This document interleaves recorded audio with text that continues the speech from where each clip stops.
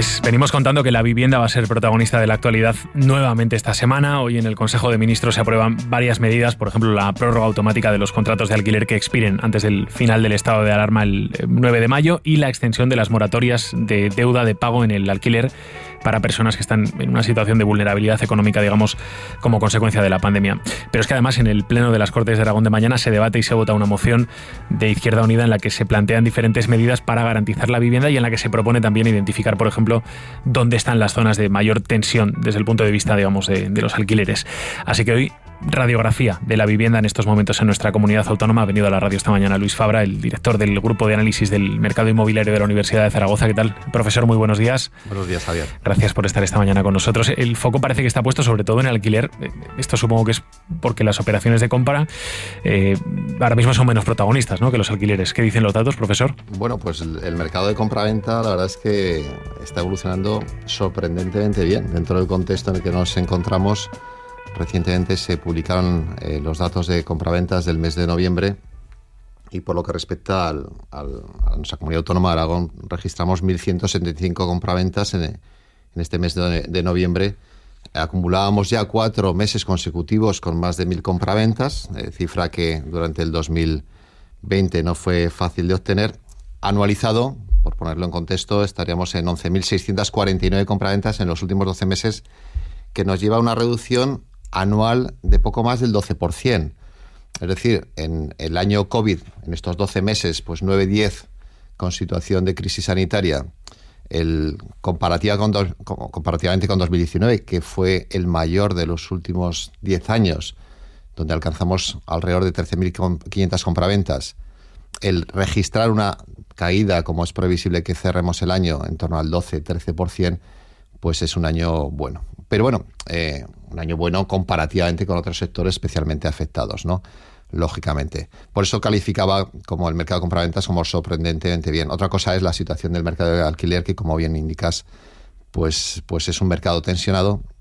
Es un mercado posiblemente excesivamente intervenido. Constantemente vamos teniendo noticias de cambios regulatorios y el resultado, desgraciadamente, de esos cambios regulatorios, pues casi podemos calificarlos como negativos en el sentido de que no mejora. Por tanto, la evolución ahí está, ¿no? La medida que se va a aprobar hoy pues es necesaria. Es necesaria porque hay que ayudar a aquellas personas que están en situación de vulnerabilidad. Por utilizar términos inmobiliarios, estamos en una situación económica apuntalada, es decir, estamos sujetando la estructura de aquella forma que podemos, ¿no? Estamos sujetando con los ERTEs el empleo, estamos sujetando el mercado hipotecario con estas moratorias de pago de las hipotecas y el mercado del alquiler, pues con la moratoria en el pago del alquiler, que, ojo, no olvidemos que afecta tanto a particulares que no pueden pagar su vivienda como a importantes actividades comerciales, de negocios, de hostelería, de servicios que tienen necesidad de hacer frente y no tienen capacidad porque no tienen clientes. De todos modos, fíjese que leía yo estas últimas horas un informe del Banco de España, la encuesta financiera de las familias que realiza cada 3 meses, que viene a decir que la precariedad en el empleo hunde la propiedad de la vivienda a niveles de hace 35 años.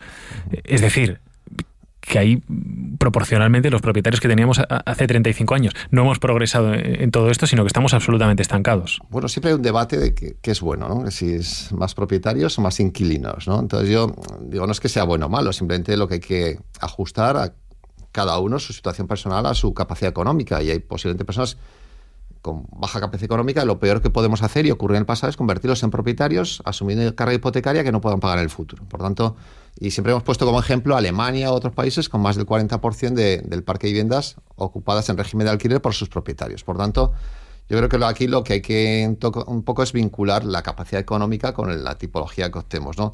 Sin duda, en los últimos años hemos incrementado el parque el número de personas que viven en régimen de alquiler, pero no porque hayan optado voluntariamente por esa decisión, sino porque su situación económica les ha llevado a no tener otras alternativas y, por tanto, a tener que optar al régimen de alquiler. Pero el problema no está en que opten al régimen de alquiler, sino que seguramente se encuentran ante una situación de tener que pagar un sobreprecio, porque al estar en un mercado tensionado con muy poca oferta, existe muy poca vivienda en alquiler en el mercado, que si quieres ya abordaremos, pero fundamentalmente por un problema de seguridad jurídica. No existe confianza, los propietarios no tienen las garantías de que esas viviendas, firmado un contrato, se les paguen. Pero bueno, ahora lo que vamos a encontrarnos ante una normativa que es importante que los ciudadanos conozcan, que suponen, por un lado, la moratoria en el pago de los alquileres, por otro lado, el que haya ayudas directas al pago de esos alquileres gestionadas a través de las comunidades autónomas, y una medida que se suele desconocer y que va en ese paquete, que es el acceso a los créditos ICO para el pago de los alquileres. Por tanto, existe esas tres vías y que, insisto, pues afecta tanto a particulares como también a negocios que están en una situación de especial precariedad y que son fundamentales que consigan salir adelante en nuestro futuro, ¿no? Y permítame, profesor, ahora seguimos hablando, permítame que saludemos también a Concha Cano, es portavoz de Stop Desahucios Zaragoza y portavoz también de la Coordinadora de Vivienda de Aragón. Señora Cano, ¿qué tal? ¿Cómo está? Muy buenos días. Hola, muy buenos días, ¿qué tal? Ustedes, digamos que a través de los dos colectivos tienen una visión eminentemente social, ¿no? Pegada a la calle. ¿Cuál es la realidad que perciben en este momento en relación con la vivienda y qué le parecen estas medidas que van a salir adelante hoy en Consejo de Ministros? Pues bueno, la situación es tan mala como era estos años, es como que ha sido todos estos años, que tampoco es una cosa que haya sido ahora, que haya sido producto de la pandemia.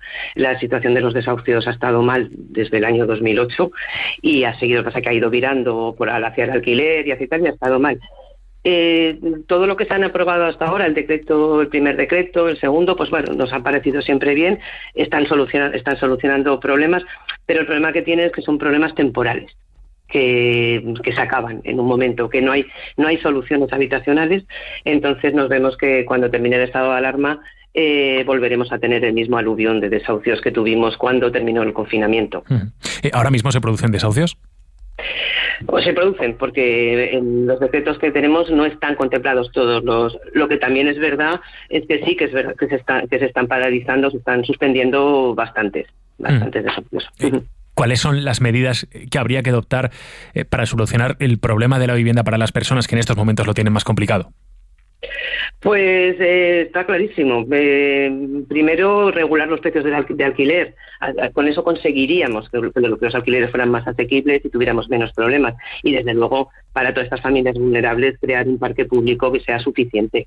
En España tenemos un 2%, dicen, los que lo ponen por más alto, frente a una media de un 15% europea, en donde hay países que hay el 20 y tantos %. Entonces, ese sería el principal. Las principales reivindicaciones. En estos momentos tenemos cuantificadas cuántas personas viven en una situación, digamos, complicada y necesitarían una vivienda pública, por ejemplo, o al menos una vivienda en unas condiciones que se vean favorecidas de una u otra manera. Es que los datos sobre eso no son muy claros, no tenemos datos claros, tenemos pues informes de Cáritas, pero no son muy claros, pero sí que hay un porcentaje de la población bastante alto, que bueno, mucho más alto del que debería ser, que está pasando problemas y que además esta pandemia ahora todavía les está afectando más a los que ya la tenían antes y los nuevos que van a llegar con problemas. Concha Cano, portavoz de Stop Desahucios Zaragoza y de la Coordinadora de Vivienda en Aragón, gracias por estar esta mañana también con nosotros. Un saludo. Venga, un saludo, muchas Muy buenos gracias. días, 9:21 de la mañana. El análisis, bueno, en alguna cuestión coincidía, ¿no?, entre Concha Cano y Luis Fabra, y es que no hay soluciones habitacionales.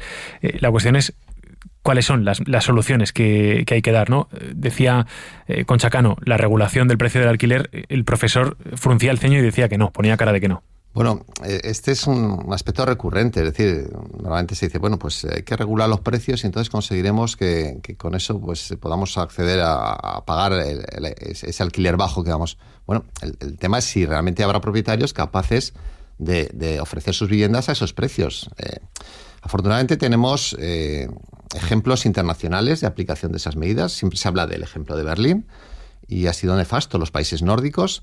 En aquellos países, ciudades, municipios en los que se ha intervenido sobre el precio del alquiler, se ha reducido la oferta, se ha incrementado el mercado negro y hemos mantenido el problema que teníamos. Sin embargo, otros ejemplos, y siempre cito el caso de Sydney, en el que se ha actuado sobre el incremento de la oferta, incentivando a que los propietarios saquen esas viviendas que ya existen al mercado de alquiler, lo que se ha conseguido es un incremento de la oferta y una reducción de precios. Eso tiene que ir acompañado, y en eso sí que coincido, con una política de vivienda por parte del sector público, y ese parque de vivienda, lo importante es que teniendo bajos recursos, ese parque de vivienda sea un parque de vivienda en alquiler, no en propiedad. Es decir, no tenemos que convertir en propietarios a aquellas personas que no tienen capacidad de hacer frente a esos pagos, sino que tenemos que dar soluciones habitacionales, es decir, proporcionar vivienda, pero esas viviendas que ya existen, lo que tiene que hacer el sector público con los pequeños recursos que tienen, llegar a acuerdos con los grandes propietarios, siempre se habla, por ejemplo, de las bancas, para esas viviendas que ya existen, ponerlas a disposición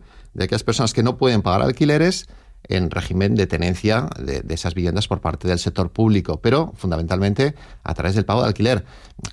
Hacer frente al pago de una vivienda de 168.000 euros que cuesta una vivienda protegida, pues con 168.000 euros podemos conseguir pagar alquileres de muchísimas personas que tienen esa solución y no una persona. Por tanto, tenemos que dedicar esos pocos recursos que existen a fomentar, disponer del sector público de viviendas que posiblemente sean propiedad de otros agentes y que estén a disposición de aquellos particulares que no puedan pagar el alquiler. ¿El crecimiento del parque de vivienda pública tiene que venir por la construcción o tiene que venir por intentar atraerse inmuebles que ya están construidos? Es que ya existen, no tenemos que ponernos a construir viviendas, porque entonces lo que conseguiremos es abarcar a muy poca gente con muchos recursos, sino esos pocos recursos que tenemos, utilizarlos para llegar a ese acuerdo. Somos el país de la OCDE y del planeta con mayor número de viviendas por habitante y por familia. Es decir, las viviendas ya existen. No tenemos que ponernos a construir, ya existen. Tenemos que conseguir que esas viviendas que existen salgan al mercado. La última, decía usted, no hay que regular, no hay que intervenir en el precio. Europa lanzaba un mensaje estos últimos días de que los países tienen que hacer lo que consideren para que los precios bajen. Sí, pero fundamentalmente hay organismos europeos que nos han llamado la atención por el exceso regulatorio y la falta de seguridad jurídica. Es decir, el problema de Europa está claro con respecto al mercado de alquiler de España. Hay que incrementar la seguridad jurídica, hay que tener un equilibrio en esa regulación entre lo que es el propietario e inquilino, porque lo que hemos hecho durante los últimos años, el resultado ya lo conocemos y es nefasto. Por tanto, las líneas directrices desde la Unión Europea son muy claras. Luis Fabra, director del Grupo de Análisis del Mercado Inmobiliario de la Universidad. Gracias, como siempre, por estar con nosotros. A vosotros, buenos días. Que vaya muy bien. Muy buenos días.